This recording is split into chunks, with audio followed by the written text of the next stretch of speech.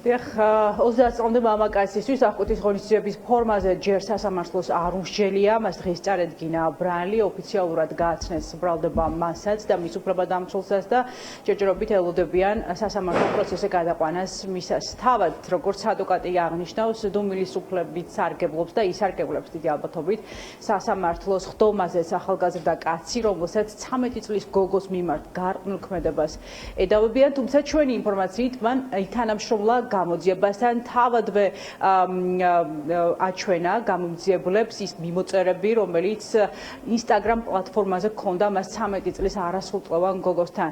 თავად დაზარალებულმა თანამშრომლა გამოძიებასთან გოგონა დაუკავშირდა არასრულწლოვანი გამომძიებულებს პოლიციას და შეატყობინა ამ მძიმე დანაშაულის შესახებ. მან მეუამბო ყველაფერი, აჩვენა მიმოწერების და ასევე ფოტოსურათები, რომლითაც აშანტაჟებდა მას 30 წლამდე მისთვის უცნობი მამაკაცი. მასალები არ გადმომცემია. მას არ გასაუბრები ხართ? არა, გავისაუბრე ხო, მაგრამ თქვენ რა გაინტერესებს? აღიარებს თუ არა ბრალს, ეს მაინტერესებს? დუმილის უფლება აქვს გამოყენებული ამ ეტაპზე. არაფერს არ ამბობს. არა. გაიცეთ